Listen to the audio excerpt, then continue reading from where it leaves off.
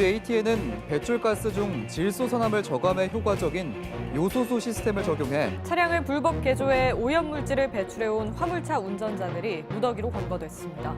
요소수가 부족해지면 분사량이 덜 나오게 차량이 조작돼 있었던 겁니다. 안녕하세요, 김한영입니다. 최근 들어서 GV80, G80, GV70 이런 차들의 스파이샷이 쏟아져 나오고 있습니다. 특이한 점은 이들이 가솔린 엔진뿐 아니라 디젤 엔진까지 갖고 있다는 점이에요. 특히 현대차는 신형 디젤 6기통 엔진을 내놔서 더 연비도 좋아지고 친환경성도 더 강화한다는데 오늘 여기에 대해서 설명드리겠습니다.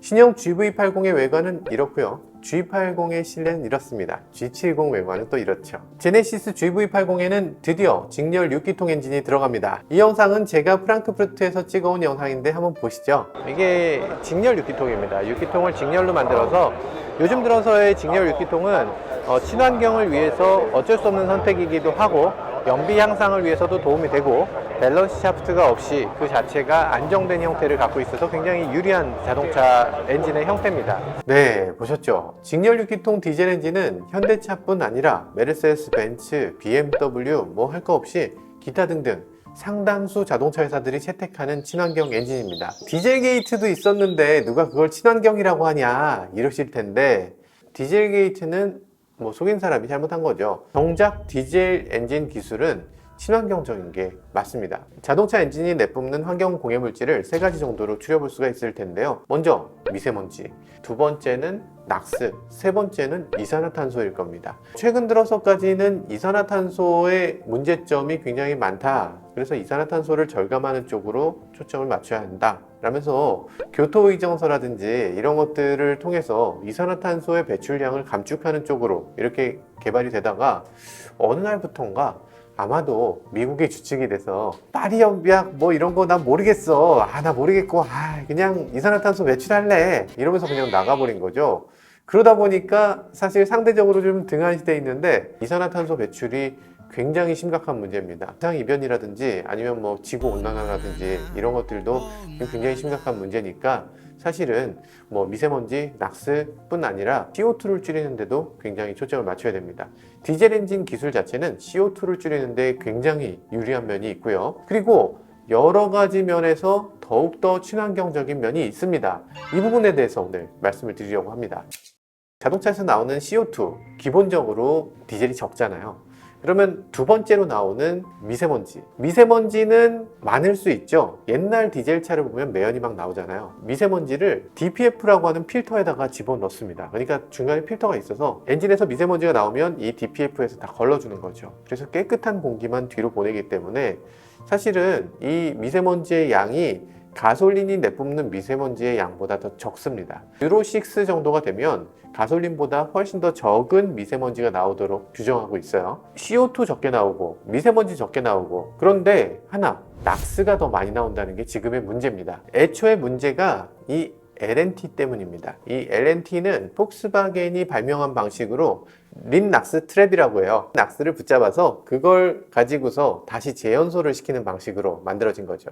근데 문제는 애초에 이걸로는 미국의 인증을 절대로 통과할 수 없었다는 거죠. 그런데 그때 당시에 만약에 SCR을 썼다면 문제가 없을 텐데 폭스바겐은 SCR을 쓰지 않겠다라고 하면서 이렇게 만든 겁니다. SCR 그러니까 Selective Catalytic Reduction의 약자인데요.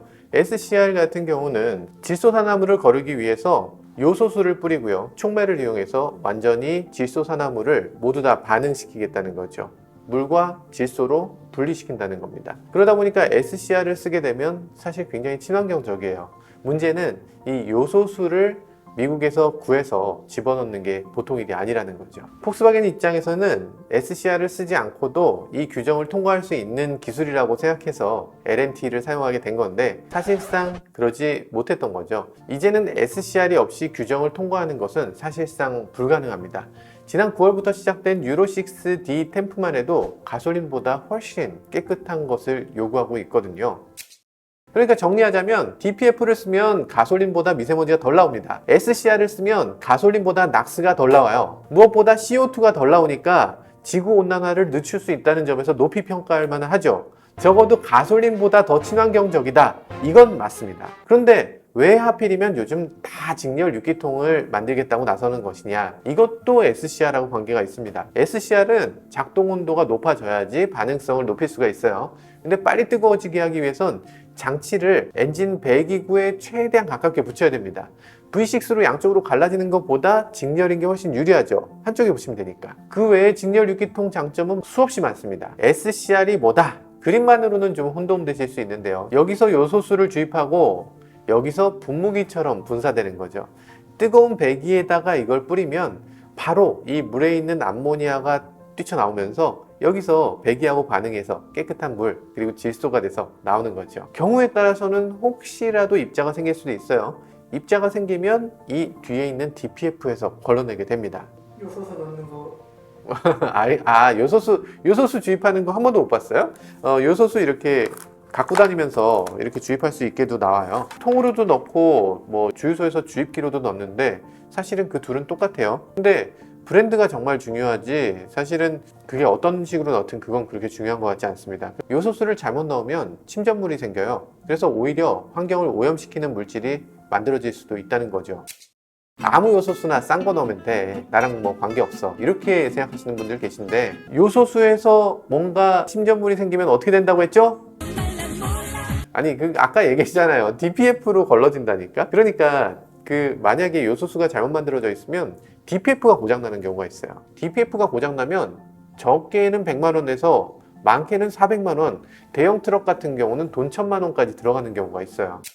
휘발유는 수준 미달 휘발유를 만들어 팔면 암행 감찰도 하면서 가짜 휘발유 팔았다 이렇게 영업정지도 시키고 하잖아요. 그런데 요소수는 그런 종류의 사후 검사가 거의 없어요. 그래서 수많은 영세 기업들이 엉터리 제품을 내놓고 있습니다.